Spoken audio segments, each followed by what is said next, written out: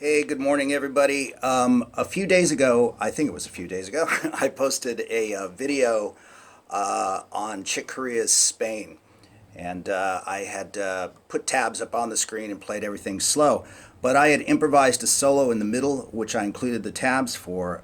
But I got a request from a former student who lives back east now, asking me if I could explain a little bit more in detail the solo and how I improvised it and what I used. I did put the material tools in the description, explaining using arpeggios and the Lydian scale and all that.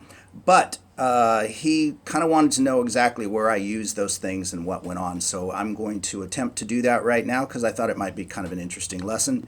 And I will do my best not to bore everybody to tears. Okay. So the chord progression is G major 7th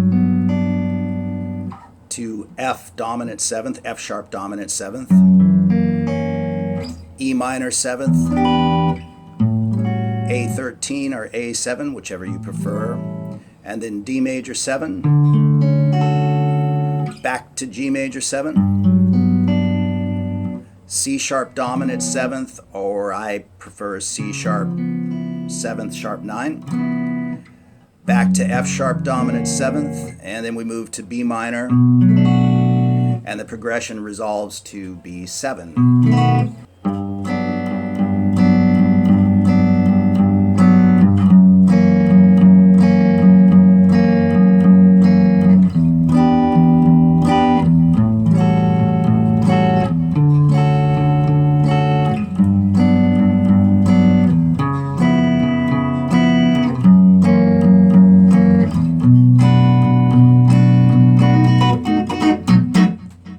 Okay, so that's a pretty standard jazz progression, but it does have a couple of interesting little areas that you can delve into. Improvising over changes like this to me, I tend to think of myself more as a modal type player. I try to get inside the chords using modes that I think are really effective against them. But when playing changes like this, I tend to use arpeggios, chromatic movement, things like that, just to spice things up and make it more interesting. So I'm going to try to break it down, and once again, I'll include the original tab that was in the previous lesson, okay? And I started off the solo very simply with a G major 7th arpeggio. And then just drifting into a few scale tones, if you will.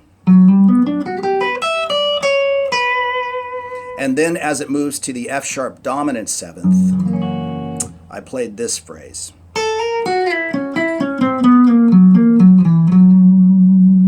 So I'm just simply thinking of F sharp dominant 7th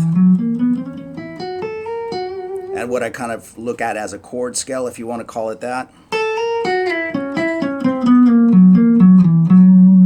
And that's kind of a similar phrase that I would play in kind of a standard blues when I hear a dominant 7th chord. That strikes me as being kind of bluesy.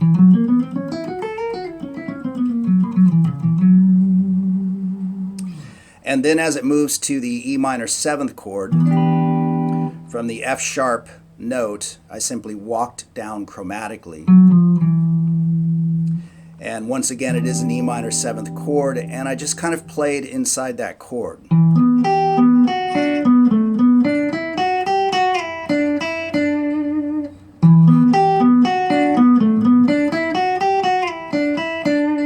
And once again, just employing a few scale notes. I think of it as being primarily G Lydian, but of course there's different ways you can look at it.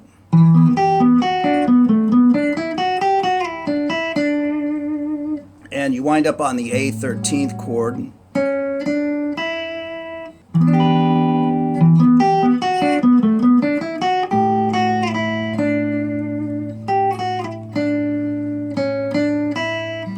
Which I think sounds nice, just a simple melodic phrase over the chord progression. And then it moves to the D major 7th chord. And I think of this as kind of a Metheny or even Hendrix thing, believe it or not, where you're just thinking about the chord. But of course, I didn't form the actual chord in the solo, I just played this part of it.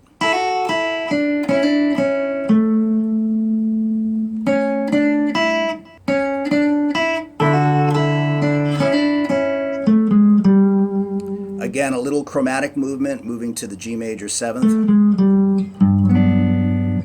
And then I play a quick little arpeggio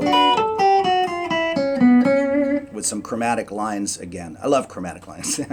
So anyway, I'm thinking of the G major 7th shape when I got to that part of the progression, just a different inversion for the chord.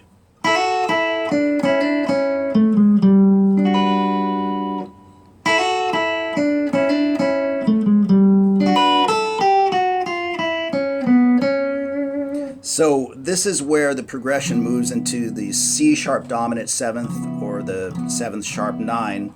And so what I'm trying to do is just kind of tie those two chords together.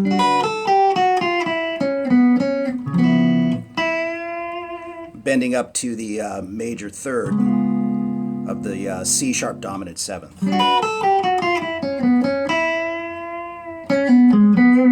And then it moves back to the F sharp dominant 7th, and once again I'm just thinking kind of bluesy.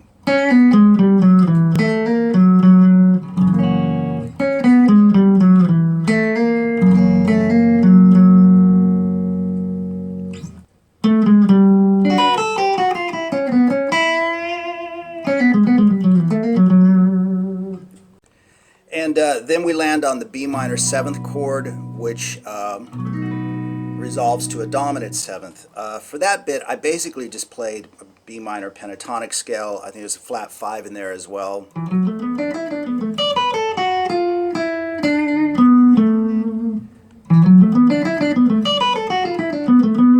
That type of thing, you know, just a basic pentatonic idea.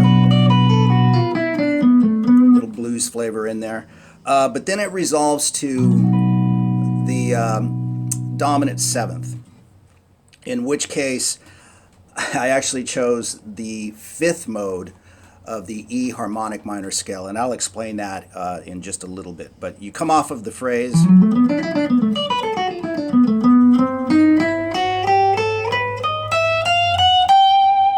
which leads you back to the beginning of the progression again. Again, that's the 5th mode of the E harmonic minor scale.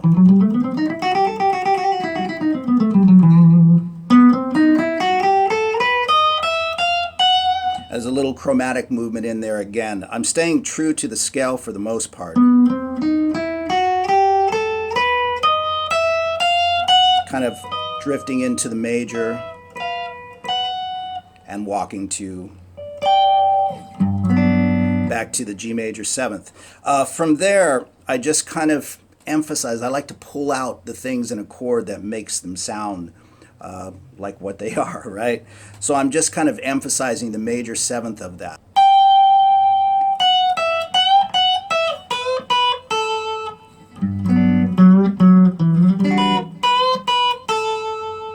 And then again it moves to the F sharp dominant 7th, and I played actually what is really a simple lick, and this is based on the B harmonic minor scale.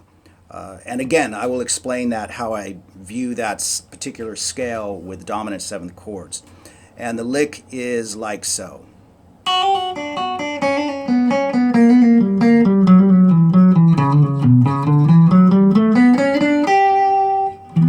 Right back to the E minor 7th. So that happens all through the F sharp dominant 7th.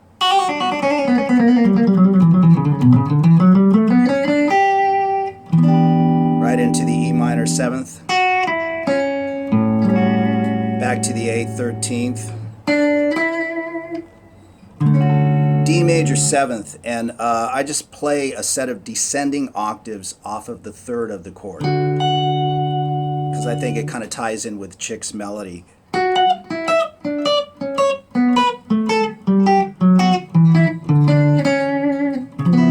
Brings us right back to the C sharp dominant 7th.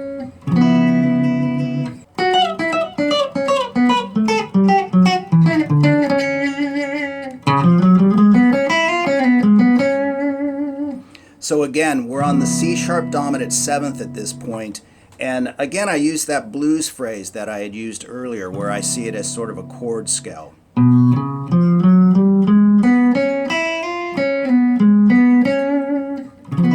Giving it a nice blues flavor.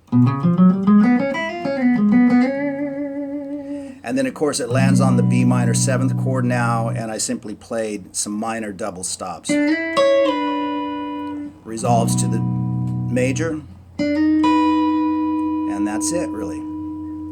Anyway, I hope that's sort of a microscopic look or a closer look at how I used the various elements.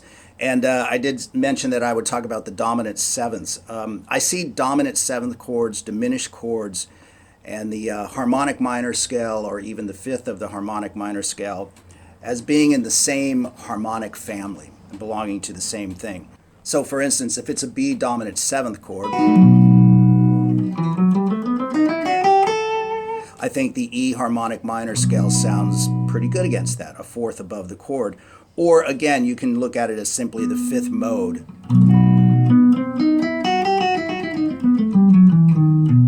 And of course, it's particularly effective when the piece has a Spanish flavor. So that's where this lick comes from. Over the F sharp dominant 7th chord, I'm thinking B harmonic minor, again, a 4th above the chord. Or if you want to think of it as the 5th mode of B harmonic minor, which I think sounds really nice against dominant 7th chords. So anyway, hopefully I've delved into it enough. And it's always a little weird transcribing your own improvisation and finding out what you did. But I found it kind of interesting, and hopefully that dials it all in a little bit more, okay?